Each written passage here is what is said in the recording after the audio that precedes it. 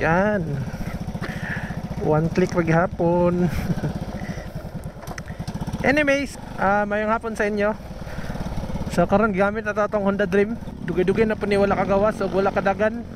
Pero gipa-under gyapon nato siya. Karon na gyud nakadagan balik.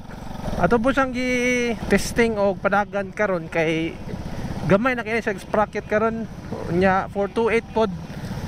So tanaw na to og mo kan ba ni siya?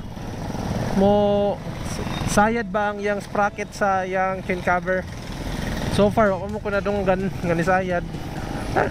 So yang braking goods ra. Tanaw na to og na kuan ba siya? Nag-vape ba ni? So far wala man.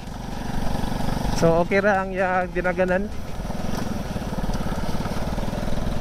Medyo gahi lang siya sa shifting no, ambot nga no. So na humok naman kayo ni. So, ang makinaan ni mga brad, wala pa ni niagi overhaul, wala pa ni giagian. Like stock pa gid siya, original pa gid siya tanan. Tara tabok ta. May lang tagulay dakop. Nakalimot po tag ano, nakalimot tag pulley og speedo ani. Na wala siya kakuan. Wala siya gagana. Wala may kabaguhan so far sa yang sprocket nga 34. Sa una yang sprocket 38 man, karon 34. Wala kabaguhan. Murag yapon yung performance. Abi kog muugan gaan gamay ang dagan ba kay gamay-gamay nga sprocket ang gigamit. Murag yapon. So dire lang ta nga dalan maghimo content kay walay dakop dire nya, wala po kay sasaw. So wala na kayo na auto na ati man ang iyang kuano body color. So ayan, nanay mga kuano, mga burot-burot. Kani iyang mancha, no? Wala na. Ato pa ni siyang i-kuan, ipa-buffing siguro. So later na og kanang mapil lang ito og motor show. Okay, for the meantime, bahala lang sa ni. Kay wala pa pod na man atong Project Alindog no. Napatay mga pisa nga itawad ani atong motor. Ang na obserbaran lang nako ani niya kay grabe siya vibration sa throttle. So ngilngig siya sa kamot, diri nga part grabe siya vibration. Ambot asa nagikan nga factor sa iya ba nang kuan throttle or sa cable ba na or mo nag-iya ha. Like legit nga vibration dire sa pangkamot. Nya ang isa pod sa wala nagana tod ani yang kuan yang fuel gauge wala na ni gana. Ambot unsay kuan na unsay hinungdan na wala ko kabalo o si pamaagi para mo gana na basin sa iyang fuel floater or whatsoever. Wala pa po na to napalitan og yung choke cable. So nani siya i-choke cable diri ang apart mga brad.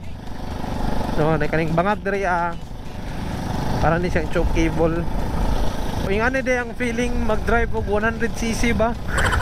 Murag ang iyang makina murag mangita nag 5th gear.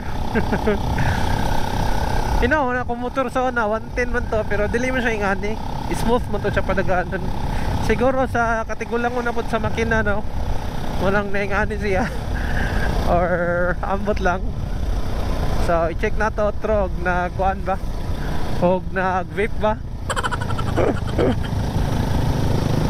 Eh sabi. Og nag-vape ba? May nag-vape ba? Wala siya nag-vape mga brad. Gold saan siya ibiyahe siguro. Siguro rapod. Ang iyang side mirror original pa pud niya. So clear pa kay sa nga tanan gyud. Amot kasi nagpintalan og gloss black. So supposedly ang mga side mirror og mga ingani nga cover dapat flat black ra ni siya. Ano ko balo kasi nagpintalan lain tanawon sa gawas. Pero sige lang.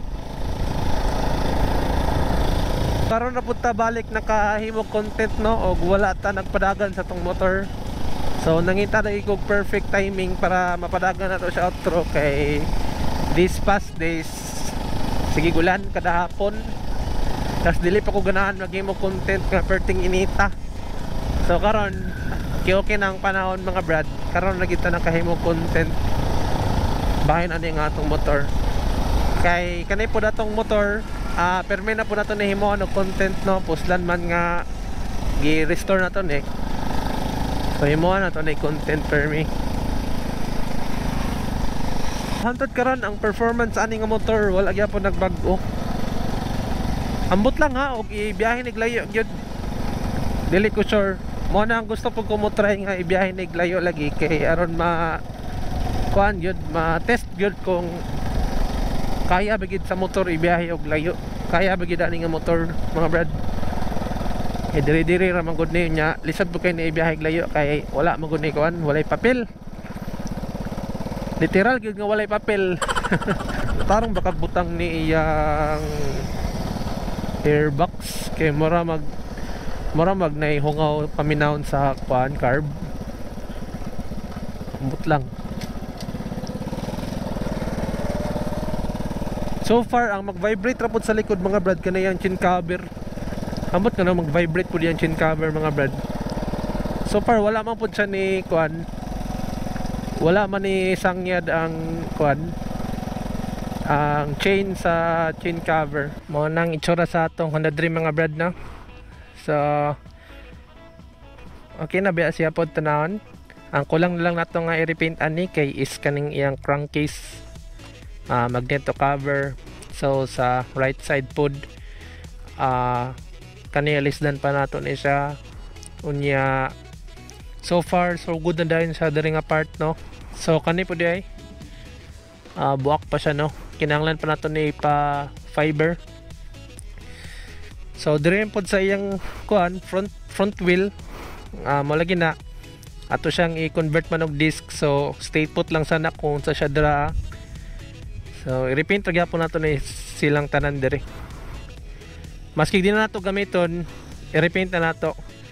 So siguro aron mabaligya po nato na aron ang mga nag-need ana makagamit sila no. So mao na siya. Stock pa tong box. So ang iyang stainless dire kinahanglan na ni siya lihaan siguro para mawala ang mga taya-taya. So mao siya mga brad. Kamay na lang yun. So mga nilata kay ni-action ng ulan. Tara na.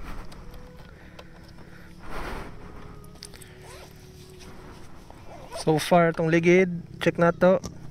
Wala man siya nag-flat.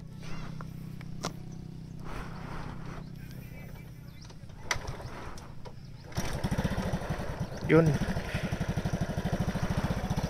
So, tara.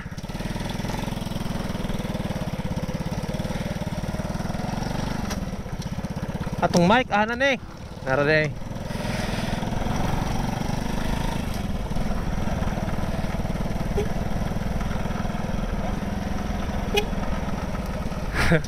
Ang iyang serbato nagana pagyapon mga brad. Grabe ning motora.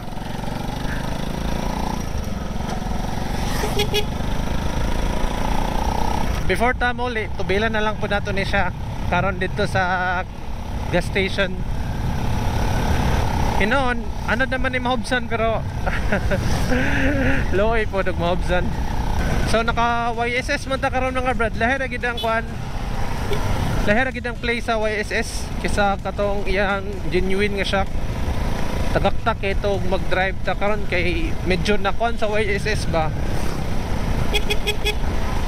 Medyo na sanay tagaan og solusyon. Diri sa Bayugan talagsa na lang kay ko makakita Honda Dream nga nagdagan. Tas murag wala ni agi og restore ang uban. Murag as is lang. Unlike sa tong unit nga gi-restore gyud na to.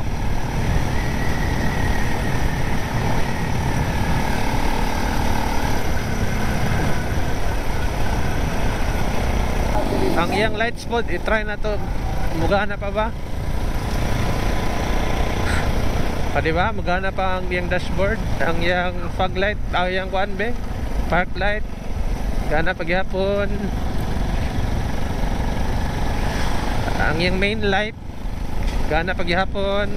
Yang high, gana paghapon. Ang iyang signal, gana paghapon. Medyo ni kilom-kilom na pod mga brad. Goods ra kaya tong lakaw. Pero unya ni gabi naulan na. Maghapit lang ta gasoline station na aron magpatubil ta. Be, pila na ang gasolina karon? Marius Safe 57 na hapit. Kasi lang. Dool lang po ni sa to ah.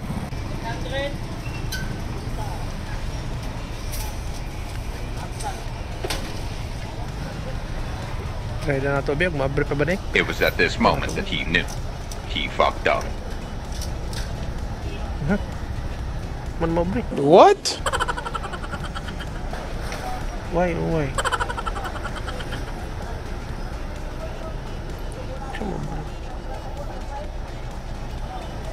Huh? Hotdog.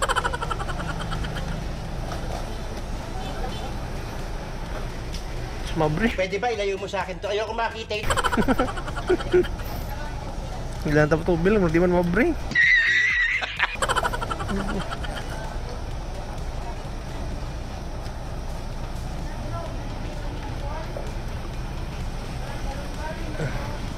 Di man. Saan ito naman? Kaya di mabre.